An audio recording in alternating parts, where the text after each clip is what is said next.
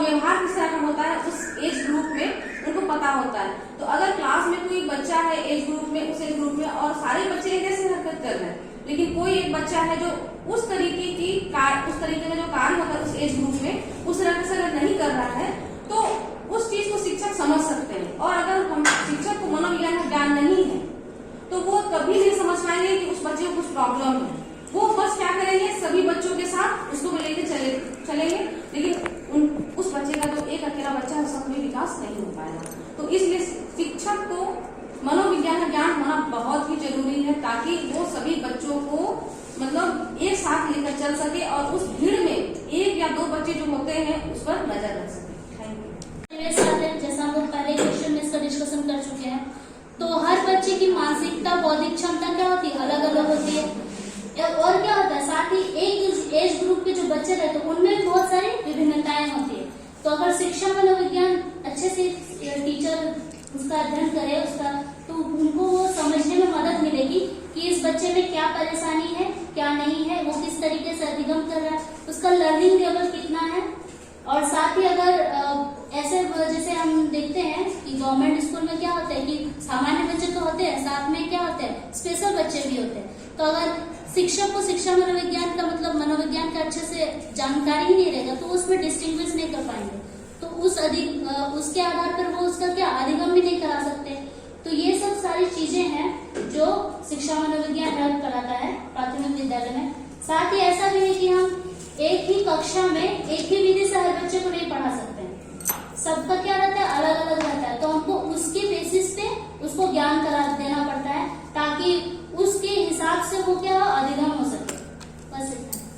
जो भी उसका शिक्षण विधि था या पढ़ाने का तरीका था उसमें सारे पॉइंट्स बोल दिए, लेकिन उसके एक होता है कि आप जो भी काम कर रहे हैं उसका एक आउटपुट होता है जो आगे चल करके आता है। तो उसमें हम कहना चाहेंगे कि आज का जो समय है वो आर्टिफिशियल इंटेलिजेंस पे इसका आने वाला है समय, या फिर डेटा साइंस पे, रोबोटिक्स पे, या फिर जितना भी रिसर्च बेस्ड है उन सब पे समय आने वाला है। तो हम जो एक होता है कि साइकोलॉजी समझने में मदद करता है कि एक छोटा बच्चा कैसे पढ़ता है, उसका व्यवहार, पढ़ने का तरीका उसी वक्त वो डेवलप हो सकता है। आप जितना परिवर्तन कर सकते हैं उसी वक्त कर सकते हैं। तो उसको एक होता है कि हमारे देश में इनोवेशंस पे कोई बात नहीं करता या फिर रिसर्च पे बात नहीं करता, वहां तक अगर कोई बच्चा पहुंचता भी है तो मात्र 1 या 2।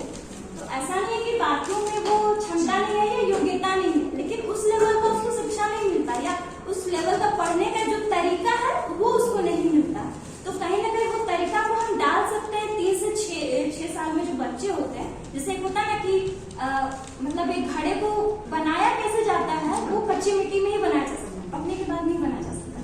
तो वैसे 3 से 6 साल में आप उस विधि से जिसपे इनोवेशन पे बात, तो उस विधि से प्रोजेक्ट बेस्ड हो या फिर कुछ इनोवेशन सोचने का तरीका डेवलप कर सकते हैं कि हम रिसर्च के बारे में सोच सके, तो ही वो आदत बन जाएगा, तो आगे चल करके वो उस पर काम कर सकता है। तो उस हिसाब से अगर पढ़ाया जाए 3 से 6 साल के बच्चों में, क्योंकि विधियां बहुत है, विधि भी है, पढ़ाने का तरीका भी है, लेकिन कहीं ना कहीं वो प्रोडक्ट नहीं मिल पा रहा। हम कोई काम कर रहे हैं, उसका आउटपुट हमको मिलना चाहिए, आउटपुट हमको चाहिए इनोवेशन में।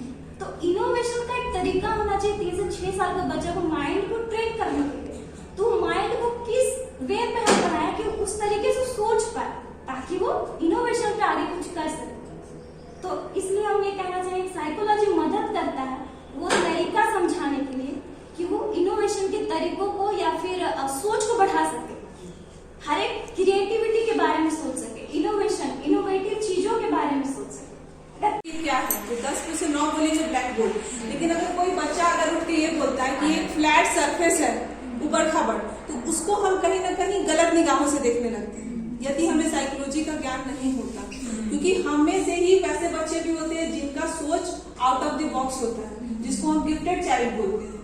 लेकिन हमारे समाज में हम जिस तरीके से शिक्षक डेवलप हो रहे हैं उन बच्चों को हम अंडरलाइन नहीं कर पाते, क्योंकि उनका सोचने का तरीका अलग होता है। और जब सोचने का तरीका अलग होता है तो हम सिर्फ और सिर्फ ये सोचते हैं कि ये बच्चा जो है अलग है, ये स्पेशल चाइल्ड है। गिफ्टेड बच्चों को भी हम स्पेशल चाइल्ड की कैटेगरी में रखते हैं। उसकी अगर हरकतें थोड़ी सी भी अलग है, वो अगर चीजों को बाकी बच्चों से अलग तरीके से डिफाइन करता है तो यानी कि वो स्पेशल चाइल्ड है। तो अल्टीमेटली जो गिफ्टेड चाइल्ड है उसको भी हम कर देते हैं। तो रिसर्च तब पहुंचेगा जब आप चीजों को समझोगे। तो मेरा ऐसा मानना है कि जो आपका शिक्षा मनोविज्ञान है वो एक ह्यूमन को ह्यूमन बीइंग बनने की भी शिक्षा देता है, क्योंकि शिक्षा मनोविज्ञान, शिक्षा क्या है? शिक्षा क्या है? कई बार मैंने बताया कि education is the modification of behaviour, व्यवहार में परिवर्तन है जो शिक्षा है। और मनोविज्ञान क्या है? मन और व्यवहार का अध्ययन। तो इस चीज पे आप काम कर रहे हो तो आपको पता चलेगा कि जो विजेता है उनका क्या है। अगर वो किसी चीज को इस तरीके से एक्सप्रेस करे, लेकिन आपको जब पता चलेगा ही नहीं तो आपका इनको ट्रीट करने का तरीका ही अलग होगा, क्योंकि हम ऐसा मानते हैं कि जो चीज समूह में होता है वही अच्छा होता है, या फिर जो चीज हमें पता है वही अच्छा है। तो इसलिए जो चीजें ऊपर तक जाती है उसको भी हम समझने में सक्षम नहीं होते। तो शिक्षा मनोविज्ञान प्राथमिक विद्यालयों में तो काम आता है, हायर में भी काम आता है, और सबसे इम्पोर्टेंट आपके पूरी जिंदगी में काम आता है। आप किसी भी दूसरे ह्यूमन को समझ पाओगे। अगर आप कुछ बोल रहे हो, वो मुस्कुरा रहा है, तो आप उसका पॉइंट ऑफ व्यू समझ सकते हो कि अगर कुछ सीरियस बात हो रही तो वो क्यों मुस्कुरा रहा है, सोच सकते हो। तो सोचने पे वो आपको मजबूर करता है।